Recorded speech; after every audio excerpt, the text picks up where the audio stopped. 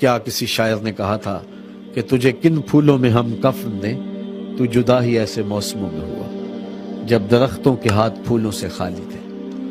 آج مدینے میں حضور کی ماں کا انتقال ہوتا تو فرشتے پھول لے کے آتے اور صحابہ کا اجتماع ہوتا جنازے میں، لیکن یہ ابوا کا جو ہے وہ ریت کا ٹیلا ہے اور حضور ماں کی تدفین کر کے ام ایمن کے ساتھ بیٹھ کر کے واپس آ رہے ہیں۔ آج حضور جب مدینے میں آئے، وہ زمانہ گزرے، طائف کی گلیاں بھی آئے، مکے کے بازار بھی آئے، شاب ابی طالب کی سختیاں بھی آئیں، بہت مشکلات سہی، لیکن آج حضور مدنی دور میں ہیں، ادب کی آیتیں اتر چکی ہیں۔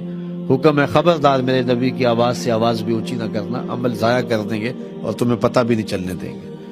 تو حضور حجرے سے آئے تو صحابہ ادب سے کھڑے ہو گئے، حضور کی نظر پلٹ کے ابوا چلی گئی اور آنکھیں چھم چھم برسنے لگی، اور پھر روتے ہوئے کہا کاش آج میری ماں زندہ ہوتی اور میں وَأَنَا أُصَلِّي صَلَاةَ الْعِشَاء، اور میں لوگوں کو نماز عشاء پڑھا رہا ہوتا، وَأَقْرَأُ فِيهَا بِفَاتِحَةِ الْكِتَابِ، اور اس میں سورہ فاتحہ کی تلاوت چل رہی ہوتی۔ پھر میری ماں کو میرے ساتھ کوئی کام یاد آ جاتا، وہ دروازے پر آتی اور چلمن سرکاتی اور مجھے میٹھے انداز میں بیٹا کہہ کے آواز دیتی۔ فرمایا لوگوں میں اپنی نماز چھوڑ کے پہلے ماں کی بات کو سن لیتا۔ تو کہاں ماں ترکے میں بٹتی تھی، کہاں ماں میلوں میں بکتی تھی، اور کہاں ماں کو عزت کی کس مسند پہ بٹھایا۔ اب میں آپ سے دو باتیں اور کر کے اجازت چاہ لوں گا۔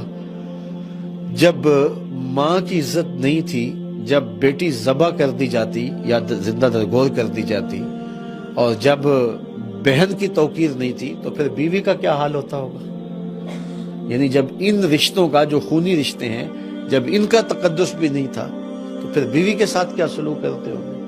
لیکن میرے اور آپ کے آقا و مولا نے جہاں باقی رشتوں کو تقدس دیا، وہاں بیوی کو محبوبہ کی مسند میں بٹھا دیا۔ سیدہ عائشہ رضی اللہ تعالیٰ عنہ کو حمیرہ کہہ کے پکارا کرتے تھے، بلکہ فرماتی ہیں ایک دن حضور تشریف لائے تو میں آب خورے میں پانی لے رہی تھی، تو حضور نے دور سے مجھے دیکھ کے کہا عائشہ تھوڑا سا پانی میرے لیے بھی چھوڑنا۔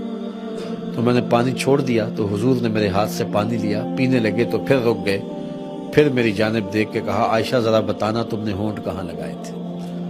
مجھے بتاؤ اگر شوہر کا رویہ بیوی کے ساتھ یہ ہوگا تو گھر جنت بنے گا یا نہیں بنے گا؟ اور کائنات کی تاریخ میں اس کی دوسری مثال نہیں ہے کہ حضرت سیدہ خدیجہ الکبریٰ کا جب آخری وقت آیا تو انہوں نے سیدہ فاطمہ سے بھیجا کہ جاؤ جا کے اپنے باپ سے چادر رحمت مانگ لاؤ۔ تو وہ حاضر خدمت ہوئی تو حضور نے پوچھا بیٹا ماں سے پوچھو چادر کرنی کیا ہے؟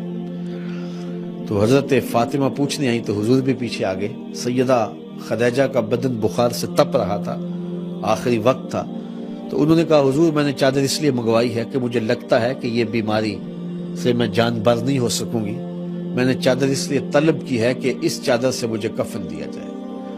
اندھیروں میں بیٹھ کے عقیدے نہ گھڑے جائیں، عقیدے وہی رکھے جائیں جو نبی کے گھر والوں کے۔